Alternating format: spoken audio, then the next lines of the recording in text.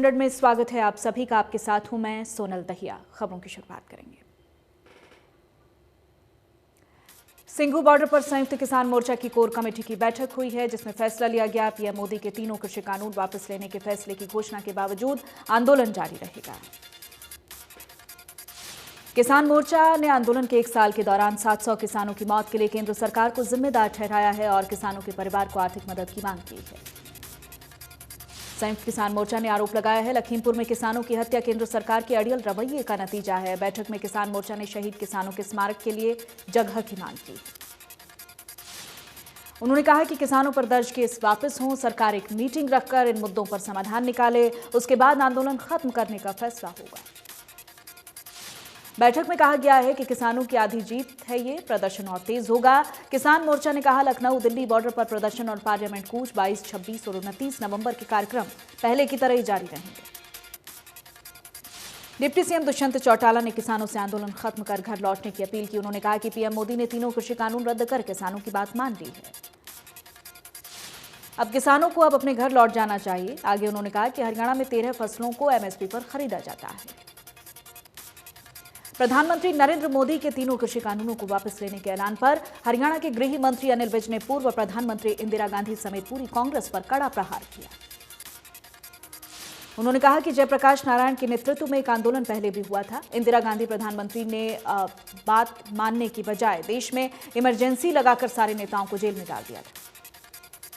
आगे उन्होंने कहा कि एक आंदोलन अब हुआ है। 3 बिलों को लेकर प्रधानमंत्री नरेंद्र मोदी ने बहुत आदर के साथ बिलों को वापस लेने की घोषणा कर दी है। ये अंतर है कांग्रेस और बीजेपी में। पूर्व सीएम भूपेंद्र हुड्डा ने पीएम के कानून वापस लेने के ऐलान पर कहा, पीएम ने कृषि कानूनों पर देरी से फैसला लिया। अगर पहले फैसला लिया होता तो इतना नुकसान नहीं होता। उन्होंने कहा कि मैंने अपनी जिंदगी में इससे लंबा आंदोलन नहीं देखा। किसान खुद अपनी लड़ाई लड़ रहे हैं। सभी विपक्षी दलों का समर्थन किसानों की मांगों से था। उन्होंने कहा कि मैं प्राइवेट मंडियों के विरोध में नहीं हूं। प्राइवेट मंडी में भी एमएसपी लागू होना चाहिए। अगर कोई कम कीमत में खरीदे तो सजा का प्रावधान होना चाहिए।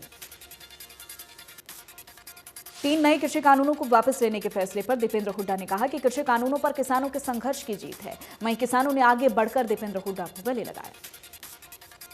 सांसद दीपेंद्र हुड्डा ने कहा कि कृषि कानूनों पर किसानों की ऐतिहासिक जीत हुई है। किसानों की जान की कुर्बानी रंग लाई है। उन्होंने कहा कि अगर समय रहते फैसला लिया गया होता तो 700 घरों के चिराग नहीं बुझते। मृतक किसानों के परिजनों को जल्द मुआवजा मिलना चाहिए। कांग्रेस महासचिव प्रियंका गांधी ने केंद्र सरकार के फैसले का स्वागत किया, लेकिन साथ ही उन्होंने पीएम मोदी को चिट्ठी लिखकर लखीमपुर खीरी कांड में पीड़ितों को न्याय दिलवाने की मांग की है। प्रियंका ने लखीमपुर कांड में केंद्रीय गृह राज्य मंत्री अजय मिश्र टेनी के बेटे को बचाने और राजनीतिक संरक्षण देने का आरोप लगाया है। सांसद दीपेंद्र हुड्डा ने कहा कि कांग्रेस महासचिव प्रियंका गांधी के पीएम को लिखे खत पर अपना समर्थन दिया है, जिसमें केंद्रीय गृह राज्य मंत्री अजय मिश्र को पद से हटाने की मांग की है।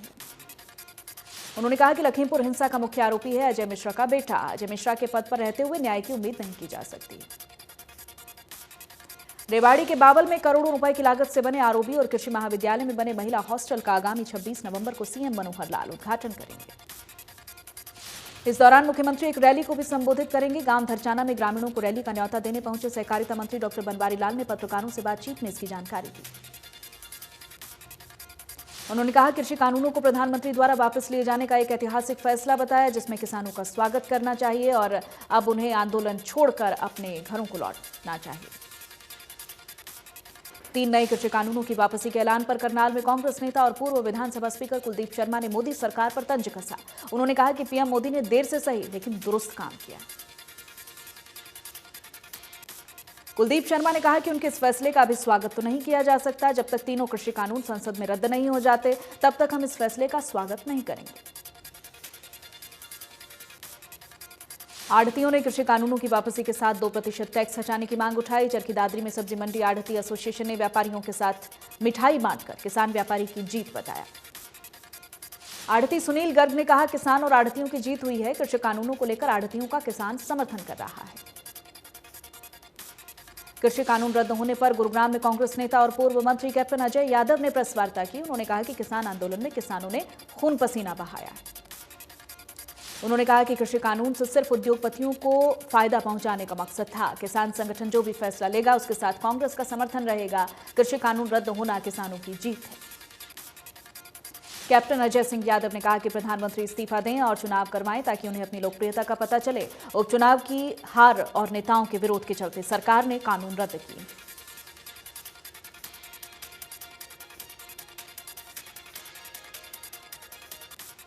सर्वजातीय खाप पंचायतों के राष्ट्रीय संयोजक टेकराम कंडेला ने कहा, तीनों कृषि कानून वापस लेना पीएम मोदी का देर से लिया गया लेकिन सही फैसला है। टेकराम कंडेला ने कहा कि 1 साल के शांतिपूर्ण आंदोलन में लगभग 700 किसानों की जान गई है। केंद्र सरकार को शहीद किसानों के परिवारों को आर्थिक मदद और सरकारी नौकरी देनी चाहिए। पलवल में शुगर मिल महानिदेशक ने मिल में लग रहे बार-बार ब्रेकडाउन को लेकर चीफ इंजीनियर सहित अधिकारियों के साथ एक बैठक की है। उन्होंने किसानों को ही समस्याओं को लेकर जरूरी दिशा निर्देश दिए हैं। शुगर मिल में अब तक 3,38,000 क्विंटल गन्ने की पिराई हो चुकी है। केंद्र सरकार के कृषि कानून वापस लेने के ऐलान पर देश में किसानों के द्वारा खुशी में कहीं लड्डू बांटे जा रहे हैं तो कहीं ढोल पर नाचकर आतिशबाजी हो रही है। अंबाला में कांग्रेस के द्वारा किसानों की जीत पर किसान विजय दिवस पदयात्रा निकाली गई। अंबाला शहर के विभिन्न बाजारों से होते हुए जगाधरी गेट चौक पर समाप्त हुई। कांग्रेस नेताओं ने कहा, कृषि कानून किसानों की बजाय सरकार कोई समझ नहीं आए। आज महंगाई के मुद्दे पर हमारे जन जागरण अभियान की शुरुआत हुई। झज्जर में अब अपने जमीनी रिकॉर्ड प्राप्त करने के लिए न तो तहसील और पटवारी के चक्कर काटने पड़ेंगे और न ही किसी सरकारी कर्मचारी को सुविधा शुल्क की रकम देनी होगी। अब हरियाणा सरकार प्रदेश भर के सभी जिलों के जमीनी रिकॉर्ड को ऑनलाइन करने जा रही है, जिसके लिए साल 1970 से लेकर मौजूदा समय तक सारे जमीनी रिकॉर्ड को स्कैन किया जा रहा है। सीएम मनोहर लाल रविवार को इस पोर्टल का विधिवत रूप से शुभारंभ करेंगे। जिला उपायुक्त श्यामलाल पुनिया के अनुसार ये पोर्टल पूरे शुरू होने के बाद आमजन के समय और पैसे दोनों की बचत होगी। भारतीय जीवन बीमा निगम के दिल्ली मंडल ने पैरा ओलंपिक में स्वर्ण पदक विजेता मनीष नरवल और रजत और कांस्य पदक विजेता सिंहराज सिंह अधाना को घर पहुंचकर सम्मानित किया है। मनीष अग्रवाल को एलआईसी की तरफ से 1 करोड़ और सिंहराज अधाना को 75 लाख देकर सम्मानित किया गया है। बढ़ते प्रदूषण को लेकर फरीदाबाद के लोगों ने कहा कि स्कूल, कॉलेज और उद्योग बंद करने से प्रदूषण खत्म नहीं होगा। लोगों का कहना है कि अगर प्रदूषण को खत्म करना है तो ऑड इवन जैसे फॉर्मूले लागू करें। इसके साथ ही कंस्ट्रक्शन के कामों को भी कुछ समय के लिए बंद रखना होगा। रघुनगर स्थित सवारिया और इंडस्ट्रीज में डिटेक्टिव स्टाफ ने छापेमारी कर नकली देशी घी बनाने के मामले का भंडाफोड़ किया है। पुलिस ने फैक्ट्री में तैयार किए जा रहे नकली देसी घी और वीटा सहित अन्य ब्रांड्स की पैकिंग, रैपर और नकली देसी घी बनाने का साजो सामान, हॉलमार्क और मोहर बरामद की। पुलिस ने वहां से विभिन्न ब्रांड्स में पैकिंग 952 लीटर नकली देसी घी, लगभग 4.25 लाख रुपए की नकदी को बरामद कर फैक्ट्री मालिक समेत 4 लोगों को काबू किया है। बल्लभगढ़ के साहूपुरा गांव में कंपनी में काम करने वाले नाबालिग बच्चे को चाइल्ड हेल्पलाइन की टीम ने रेस्क्यू किया है, लेकिन थाने ले जाने की कोशिश में कर्मचारियों ने बच्चे को मौके से भगा दिया। इसी बीच चाइल्ड हेल्पलाइन के अधिकारी ने पुलिस में कंपनी मालिक और कर्मचारियों के खिलाफ शिकायत देते हुए कंपनी से नाबालिग बच्चे को भगाने का आरोप लगाया है। फरीदाबाद के निर्माणाधीन अमृता हॉस्पिटल में विश्व रोगाणुरोधी जागरूकता के लिए साइकिल रैली निकाली गई। रैली में बताया जा रहा है लोग स्वस्थ रहें और अपने आप कोई दवा ना लें। राष्ट्रीय डेयरी अनुसंधान संस्थान पशुओं की ओपीयू आईवीएफ प्रौद्योगिकी के विकास की दिशा में कार्य कर रहा है। इस तकनीक से पशु के जीवन काल में सामान्य से 10 गुना ज्यादा बच्चे लिए जा सकते हैं। संस्थान में चले 10 दिवसीय प्रशिक्षण कार्यक्रम के शोधकर्ताओं को ओपीयू आईवीएफ के क्षेत्र में अच्छे वैज्ञानिक करियर को सुरक्षित रखने में मदद करेगा। हरियाणा में कांग्रेस के द्वारा महंगाई के खिलाफ जन जागरण यात्राएं निकाली जा रही हैं। लोगों को बढ़ती महंगाई के खिलाफ जागरूक किया जा रहा है। बड़खल विधानसभा क्षेत्र से कांग्रेस के वरिष्ठ नेता विजय प्रताप के नेतृत्व में जन जागरण रैली निकाली गई। कांग्रेस के पूर्व मंत्री विजेंद्र कादियान भी मुख्य रूप से शामिल हुए। हरियाणा के शिक्षा मंत्री कंवरपाल गुर्जर ने यमुनानगर के ईएसआई अस्पताल में ऑक्सीजन प्लांट का उद्घाटन किया। उन्होंने कहा कि ऑक्सीजन के मामले में यमुनानगर आत्मनिर्भर हो गया है। मंत्री कंवरपाल गुर्जर ने कहा कि सरस्वती शुगर मिल के द्वारा ये प्लांट लगाया गया। कोरोना के समय में ऑक्सीजन की काफी समस्या रही, लेकिन अब यह समस्या नहीं होगी। कंवरपाल गुर्जर ने बताया कि प्रदेश में अब तक सब कुछ सामान्य हो रहा है, इसलिए 1 दिसंबर से पूरी क्षमता के साथ स्कूल सामान्य रूप से खुलेंगे।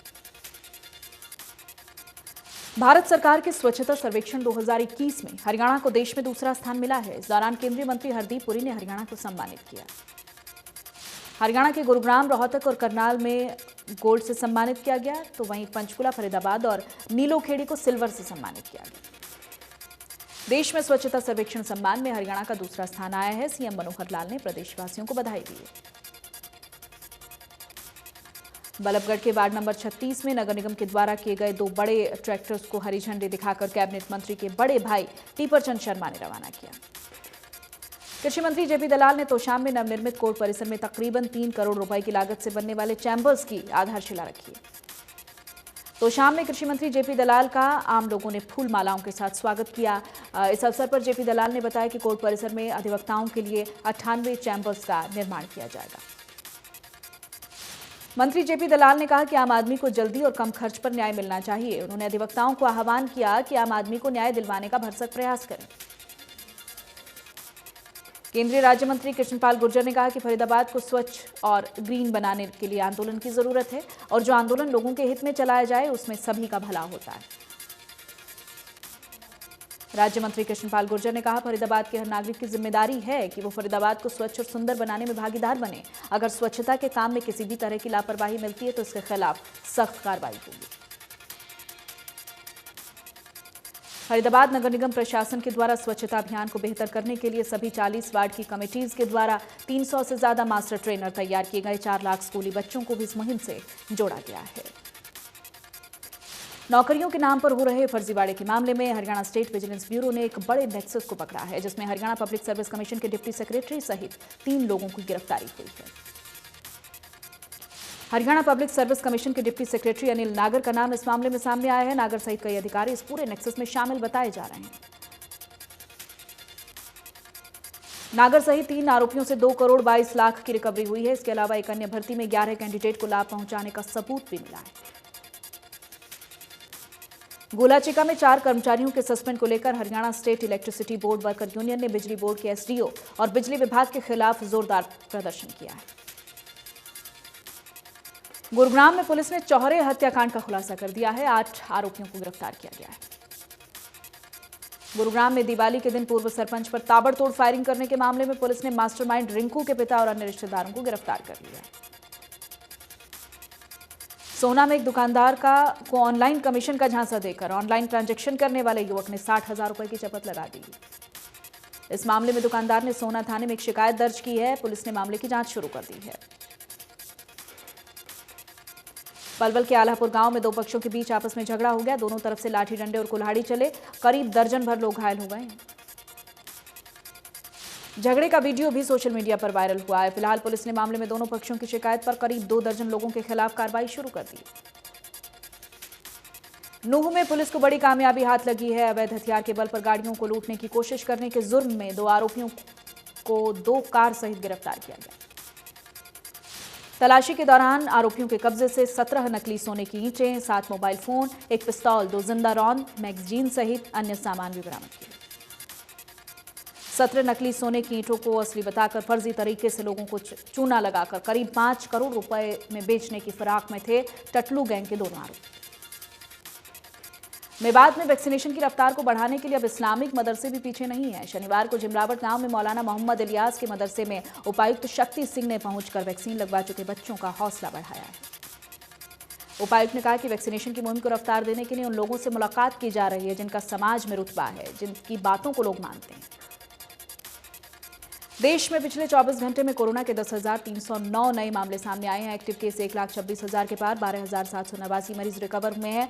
459 लोगों ने जान गंवा दी। केरल में कोरोना के 5,754 नए मामले मिले हैं। 24 घंटे में 204 संक्रमितों की मौत हो गई। एक्टिव केस की संख्या 61,000 के पार है। 6,489 मरीज रिकवर हुए हैं। महाराष्ट्र में पिछले 24 घंटे में 906 नए मामले सामने आए। 15 मरीजों ने कोरोना से जान गंवा दी है। एक्टिव केस 15,000 के पार है। 918 मरीज रिकवर हुए। पंजाब में कोरोना संक्रमण के 37 नए मामले, 27 मरीज रिकवर हुए। एक्टिव केस 300 के पार। तमिलनाडु में कोरोना के 772 नए मामले। एक्टिव केस 8,000 के पार। 13 मरीजों की कोरोना से मौत। 844 मरीज रिकवर हुए।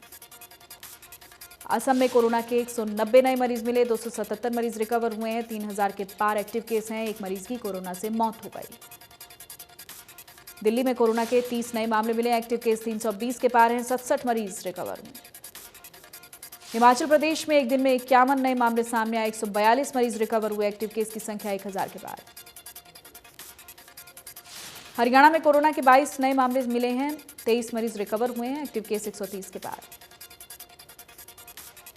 गुरुग्राम में कोरोना केस फिर से बढ़ने लगे। त्योहारी सीजन में लोगों की लापरवाही की वजह से कोरोना बढ़ रहा है, लेकिन प्रशासन की तरफ से कोई सख्त कदम नहीं उठाए जा रहे। दिल्ली की हवा आज भी बेहद खराब श्रेणी में है। एयर क्वालिटी इंडेक्स 350 के पार दर्ज किया गया। फरीदाबाद में एयर क्वालिटी इंडेक्स 432 के पार पहुंच गया है। लोग कूड़े के ढेर में आग लगाने से नहीं कतरा रहे हैं। गुरुग्राम में एयर क्वालिटी इंडेक्स खतरे के निशान के पार चला गया। एयर क्वालिटी इंडेक्स 350 के पार दर्ज किया गया। अमेरिकी राष्ट्रपति जो बाइडेन अपनी सभी शक्तियां उपराष्ट्रपति कमला हैरिस को ट्रांसफर करने जा रहे हैं। इसकी तरफ से शुक्रवार को अपनी सभी राष्ट्रपति वाली शक्तियां कमला हैरिस को दे दी गई। ये सब इसलिए किया गया क्योंकि बाइडेन कोलोनोस्कोपी के लिए एनेस्थीसिया लेने वाले हैं। ये हर साल कोलोनोस्कोपी करवाते हैं। रांची में खेले गए दूसरे T20 मैच में टीम इंडिया ने न्यूजीलैंड को 7 विकेट से हराकर 3 मैचेस की सीरीज में 2-0 से अजेय बढ़त बना ली।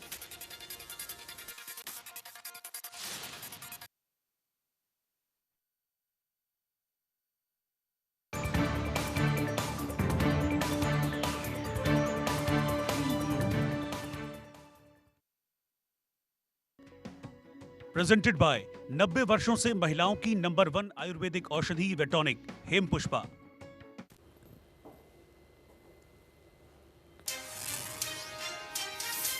पीएम मोदी ने 3 कृषि कानूनों को वापस लेने के बाद भी जारी रहेगा किसान आंदोलन। सिंघू बॉर्डर पर संयुक्त किसान मोर्चा की बैठक में लिया गया फैसला। टिकैत बोले एमएसपी पर कानून बनाए सरकार। किसानों पर दर्ज मुकदमे वापस लेने की भी मांग।